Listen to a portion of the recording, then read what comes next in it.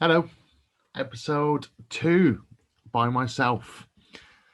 And today I want to talk about being a natural born worrier, which is what my dad dubs me as personally. And I spoke, I've spoken about this a few times anxiety, mentioned it on a few posts, and it's something that I developed or I brought into my life, as Paul Mort would say. It's not something I caught from anywhere. It's just something that grew and has stemmed to a point now where I would say that I not suffer because I think it's under control, but I have anxiety. And stress sometimes comes, um, and yeah, it's a topic that is difficult to talk about sometimes, which and I was about to just stop recording there and restart because again, a little bit of anxiety comes that maybe this episode has not started as I thought. But it was a bit unplanned. I realized this morning I woke up and I've woke up a few times in the last week feeling anxious. Um feeling anxious about stuff that's going on in my life. I was called out on it by somebody this week, somebody that I you know hold close to my heart, where I jumped to conclusions, which was wrong. Um, and then I saw something on an Instagram this morning that made me feel um, annoyed, angry, upset, and that brought on some stress. And it can come from anywhere. And I just thought, well, do you know what, Alistair? Maybe you should put this out there because I'm sure that you're not the only person who deals with this. Um, But I know I'm not because there's been a lot of work done around men's mental health in the last couple of years. There's there's ways of dealing with it. You're not alone, um, and sometimes it can come from nowhere. I've had good days that have turned into you know harder days. I've had days like Wednesday, which was a good day, but by the end of the day, I was going to bed feeling anxious or stressed, where I had an increased or what felt like an increased level of heart rate, where I wouldn't settle, where I was worried about something that might happen or not happen.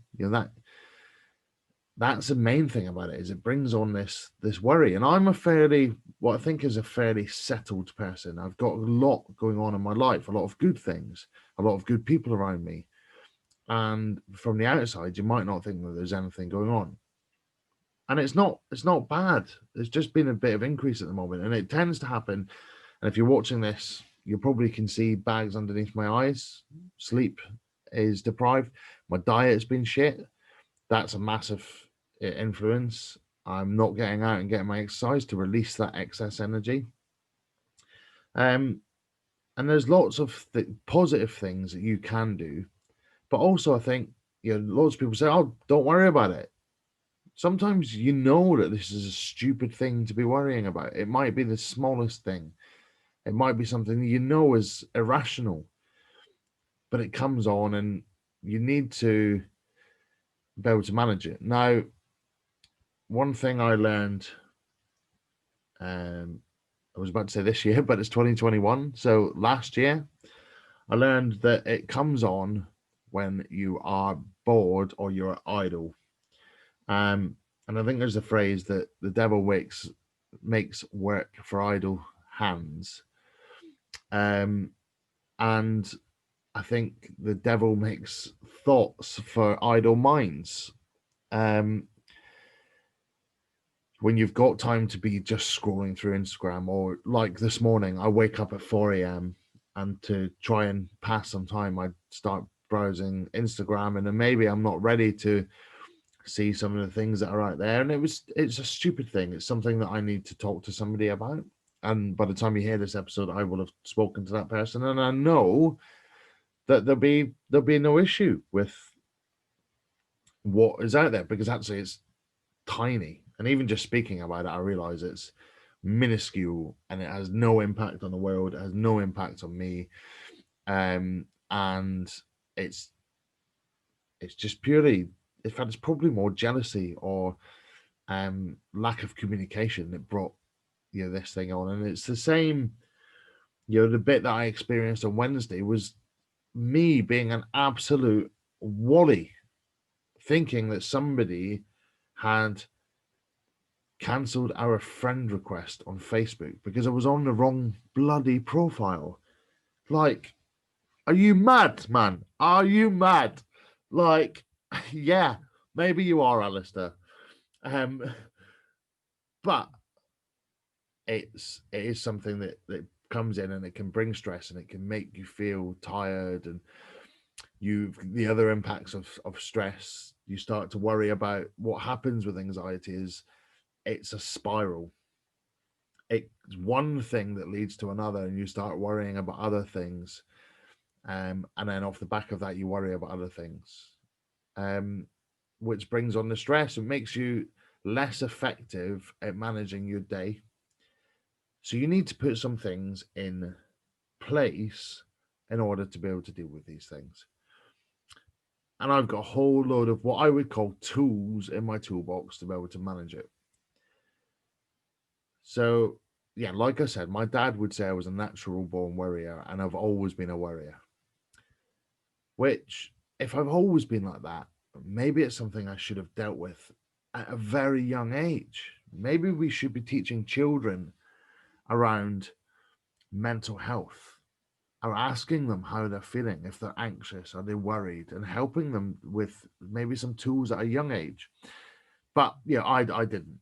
And until it blew up in my face from living, and as if you need to probably go and listen to an older episode, um, where I was really open about some of the stupid things I've done for my overall health, which are maybe still having an impact now. But this is, that happened. It blew up in my face when I had a panic attack, or almost 3 years ago. And I've only had two in my life, big ones that you would probably call a panic attack, but maybe they have these smaller murmurs throughout that you call anxiety, but maybe they're linked to being the start of a panic attack. Um, but I started to heal once that happened, because I sought the support around me. I went for counseling. I tried CBT. I've looked at my overall health. I've lost weight. Part of the reason maybe why now at the moment, like I said, I've been living unhealthy. I've put weight on. I've been, alcohol has a massive impact on anxiety. Um, I drank an awful lot over Christmas, having not drunk for 60 days. So trying to keep a hold of the alcohol. But the piece that I found some real solace in was meditation and mindfulness. And I actually went to a mindfulness mentor for that. And I can hold them, you be ever so thankful to them for showing me some of these techniques. But meditation isn't something you need to do and just turn on. It's something that you need to put into practice as prevention rather than the cure. And you'll probably maybe seen some posts on my Instagram and things about that. But I would breath work, cold showers. They're something I do every day. I've had a cold shower this morning and I've settled, because the way I see a cold shower is I see a cold shower as a gauger of where my anxiety is. If my anxiety is high, it takes me longer to be able to step foot into that cold running water. Once I'm in, the next gauger is how long can I stay in without quitting. The longer I can stay in, the less my anxiety is. I know that. So it's a massive gauger for me, which then sets me up to be able to go and check in on myself asking myself, where am I between 0 and 10 emotionally, physically, and mentally? And I will sit and think about that when that's one of the first questions I have in my journal. Where am I between 0 and 10, physically, emotionally, and mentally? Feel free to choose that. And if I'm, and I'll be really honest with myself, am I a one? A one would be really, really low. Like you can't kick it. There's real big things in your worry that you've had massive panic attacks. You A 10 would be like you are off the scale, you're happy, they're content. But most of the time, I find myself first thing in the morning. I'm good in the mornings in terms of being my productivity, But sometimes my emotions are higher in the mentally. I'm weaker in the morning. My emotions, I'm weaker in the evening when I'm tired. Tiredness brings a massive effect. So I'll write down where am I and why am I there? What is missing between me being a 5 and a 10? Is it sleep? Is it my breath work? Is it my meditation? Is it just putting on some music? Music lifts me incredibly. Have I listened to some music this morning? I always have music on in my cold shower because it helps me to be able to step through the door and into the cold water, and it helps keep me in there. And then I've got something to have a little boogie to once I turn it to hot. Um, have I spoken to friends? Have I checked in with my family? Am I on top of my work? Is my house tidy? Is Am I eating well? Do I have lots of do I have goals? Do I have dreams? Do I know what I'm achieving throughout the day? So I check in with my toolbox, and I'll dip into those things to raise my state. Whether that, and a new thing for me has been yoga, because I find that incredibly beneficial for the breath. Um, and I also find it beneficial for just feeling good and stretching. And I'm not the most flexible of people, so I'm doing it for that first and foremost. But I found a benefit in managing my stress levels and my anxiety through doing yoga once or twice a day.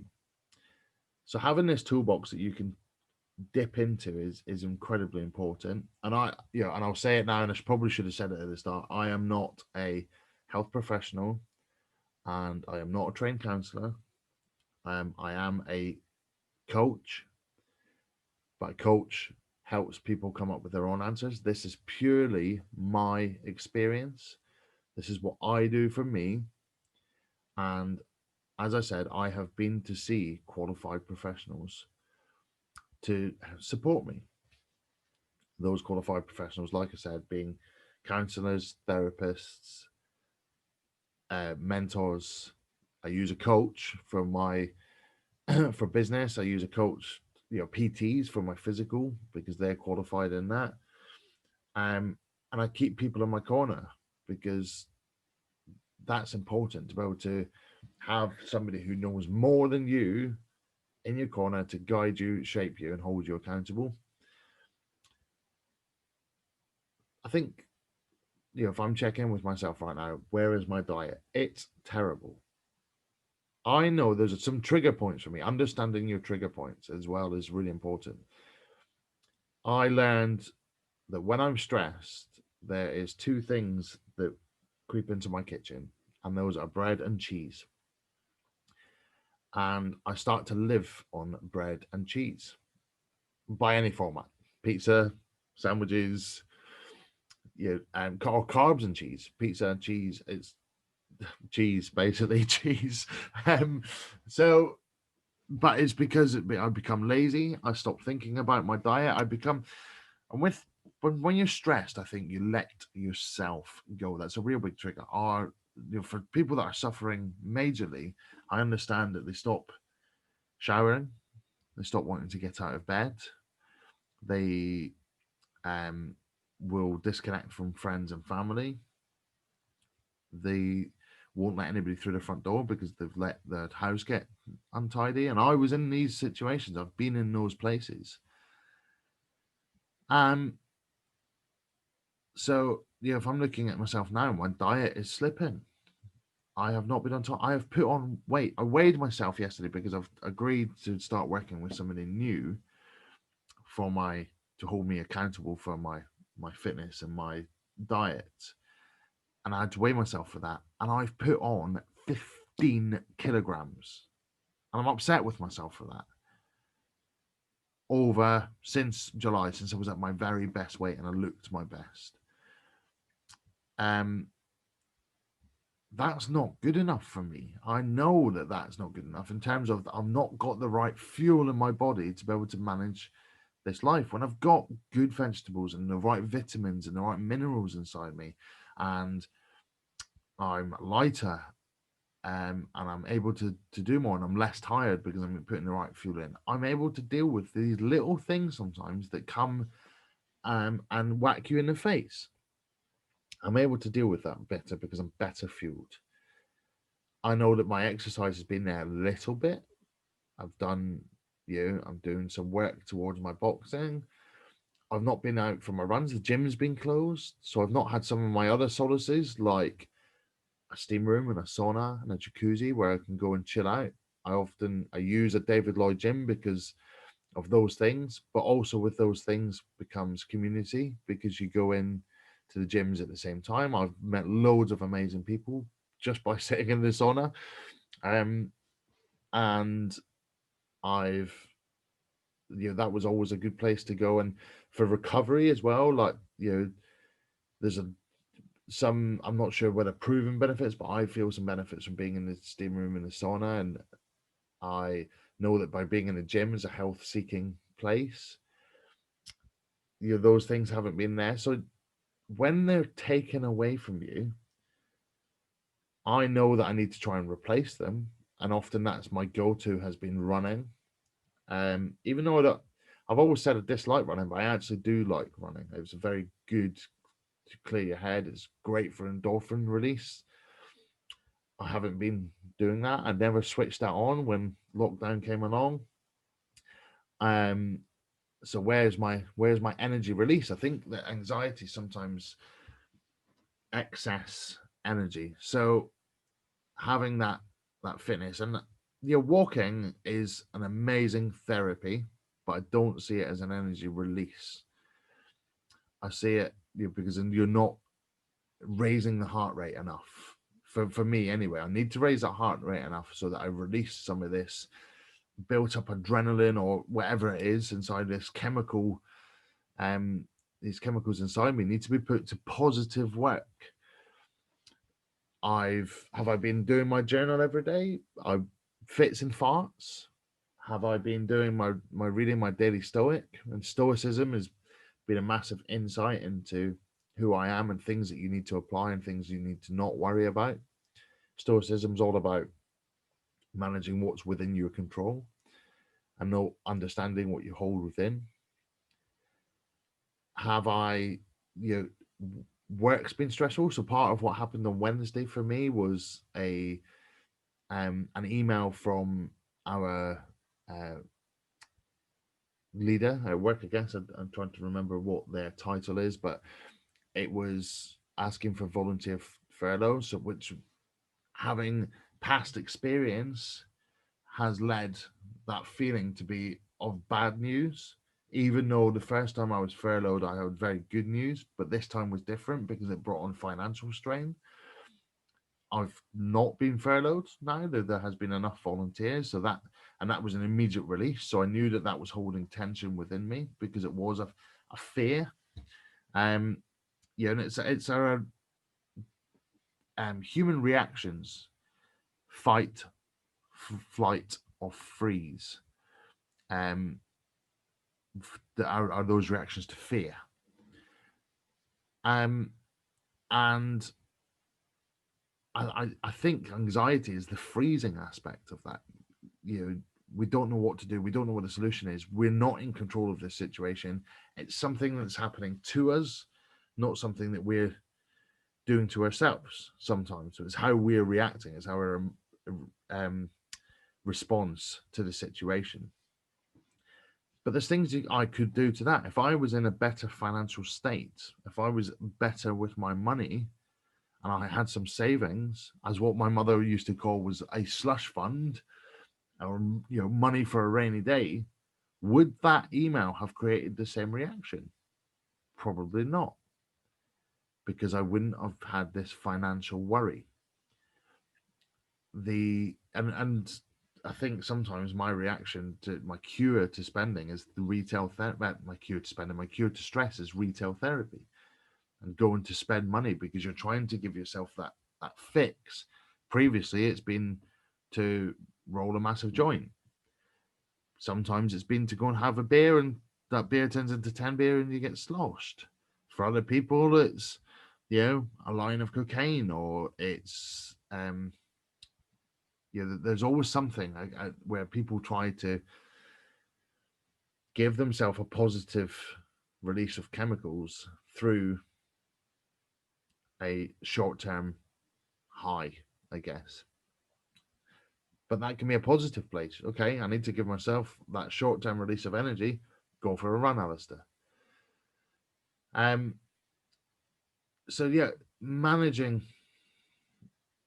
all of those reactions to things can be hard. And like I said, when it's income and it's unexpected, I think that's often where it happens. Is if it's going to happen to you and you know it's going to happen to you, then you can start to plan for it and start to put things in place. But when you don't know what's going to happen and it comes out of nowhere, from picking up your phone to read a text message that has bad news or has a possibility of bad news in it, or it's something that and we create often the outcome in our head. We are creating this best case scenario sometimes to a situation. And when we create that, we create the anxiety with it because we're going to this worst case scenario. It's so trying to manage that, but it's hard. It is hard. Like, everybody can give you these easy solutions, but when you're in it, you don't think rationally. You don't.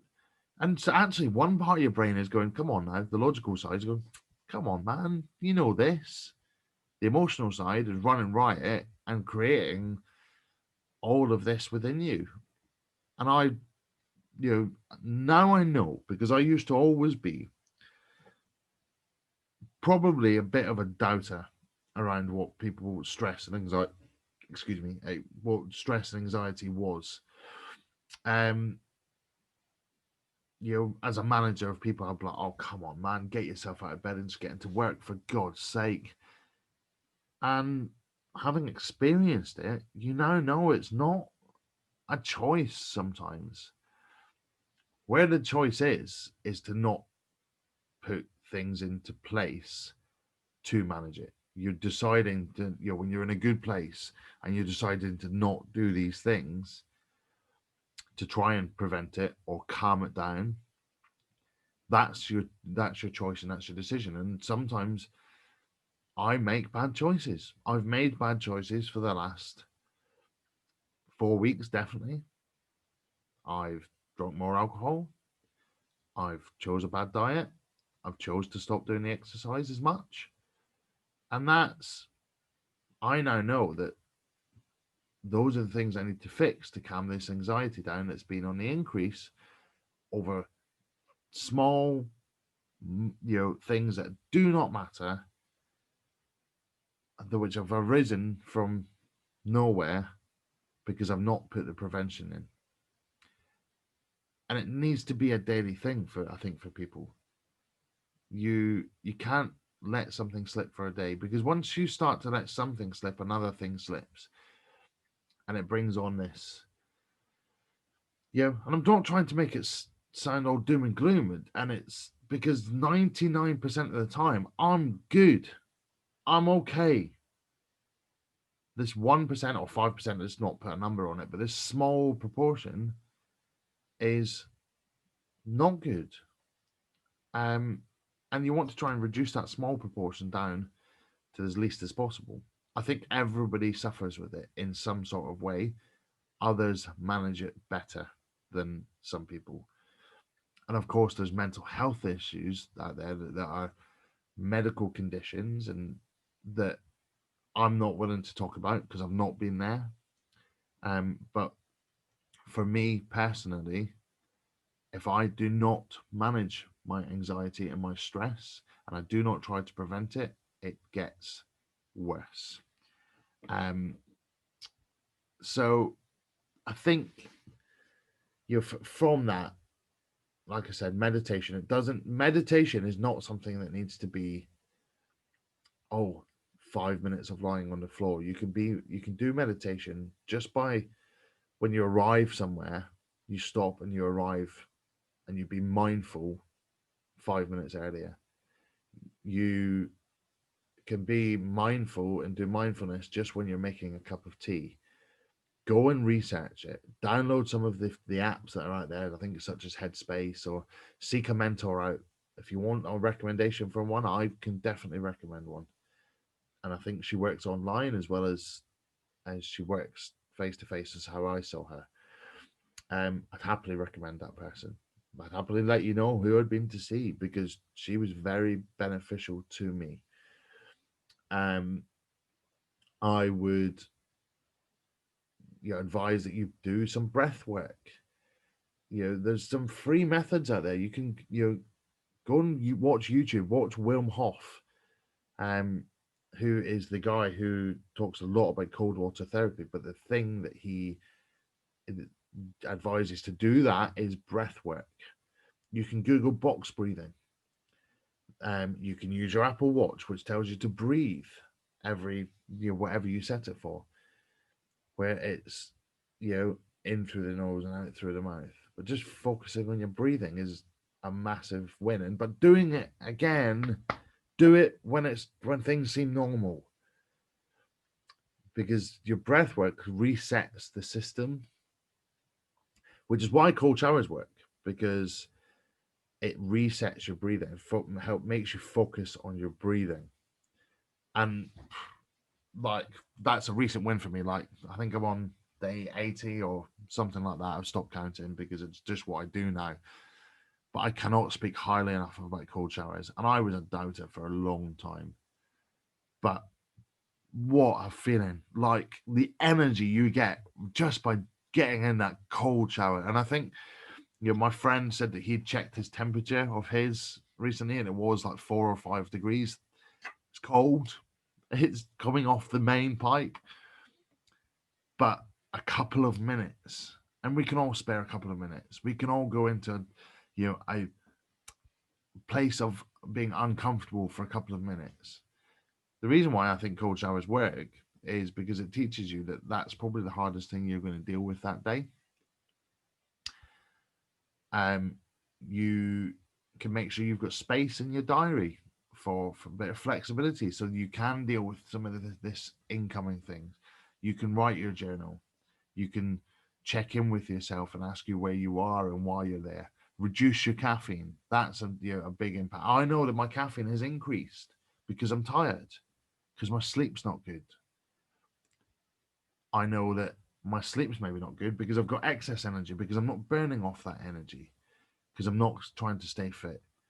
I know that I'm not as good because I'm not doing as much yoga or stretching.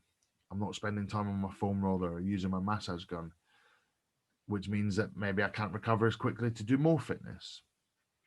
I know that I don't really want to do any fitness because my diet's terrible, because I'm eating nothing of any real nutrient value. I'm not keeping my protein high. I'm not managing my calories. I'm overeating. I'm binging. I'm eating the stuff that I shouldn't be eating. I know that because of that, some of that is because I've been drinking alcohol. Wonder why I'm drinking alcohol, because I'm trying to mask something that's within, or I'm trying to be social, or I've just decided that I'm going to enjoy a few beers. But enjoying a few beers, a couple of beers, versus getting drunk is very different. And I think there's a fine cusp between that. And I know that I don't really have an off switch with anything. I'm all or nothing. I'm all beer, I'm all food, or I'm all fitness, or I'm all health. And trying to find a balance can also be of huge benefit. So you check in and find out where you are and what you're doing, and have just analyze your life for a minute. Because if you've got massive bags underneath your eyes like I have this morning, and I can see that in this camera, then you probably need to do something. I'm resetting on Monday. I'm working with a new PT. I've invested in myself, so I've downloaded a Tony Robbins. And if you don't know who Tony Robbins is, he um, like probably one of the world's best coaches. People might think of him getting people to fire walk, but he helps people with that brain and achieving more. So I've you know invested in one of his programs because I want to fix the emotional eating that I have, because that's what it is. I eat more when I'm emotionally drained, so I need to fix the emotions. So I'm investing in that. Um, I'm putting things in place that I know I need. Like we're going to participate in the James Smith Academy Challenge again because I know I need that extra accountability. I need a time frame to work towards. I need competition. So I've put those things in place. I know that I need to work on my diet, so I know I need to try and meal prep. I'm set up to be making sure I'm doing my journaling because that's already in place. And I'm going to make sure that I've allocated the time into these things. But do you know what? Next Friday, I might even only be 3 or 4 days into this reformed Alistair, and something might happen. But if I've got my meditation and my yoga and my fitness and all these things I've spoken about in place, I'll be able to deal with it a bit more. And there's only one other thing that I think people need to look at when, like the other side of the boredom, which is when, or the quiet times when your brain starts to kick in, is trying to mask those with being overly busy and trying to achieve everything, because that brings its own stress when you've got so much to do. And a lot of, if you write a jobs list out of everything you want to achieve, I want to clear this cupboard out, I want to do this, and you write everything down, you'll never achieve all of those things. So having your chores, your tasks, your ambitions, your goals written down and then put into a priority, must do, would like to do, probably don't ever need to do, and get rid of that stuff that you probably never need to do. Just put it in the trash can, delete about it, forget about it. Get the must done stuff done first, and then move on to your that would be nice to do stuff. And then at the end of your day, when you write down your evening journal, and I would recommend that as well, you need an open and you need a close to your day. Same as when you put a good bedtime routine in, the same as you put a good morning routine, same wake up time, cold showers, journal. The evening you need a bedtime routine. And that for me is warm shower. That is read your book, write your journal, no screens for an hour before you go to bed, not eating too late. Those things in place. In your journal, it needs to be you writing down your wins, because you need to remember what you have done as a positive, especially when you're maybe in that place like I am sometimes when I go into bed and that's when the stress is starting to kick in. Writing down your wins can often calm those down and make you feel that you have achieved something today. And that's really my advice. Like I said, I didn't plan this episode. I just felt that, and maybe just for me, maybe I just needed to talk about it for me, not for anybody else. But if I've recorded it and I put it out there, maybe it can help somebody else. And if you feel you need to chat about any of these things, just talk about it, or you want some guidance on where to go,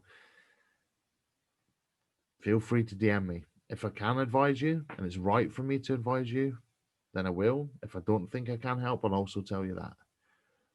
And then, and maybe I might know somebody who can help. But often just talking. And I mean talking. I don't mean writing a message to somebody. I mean actually picking up the phone and you talk to somebody, because that can be an out. And often you answer your own questions just by talking.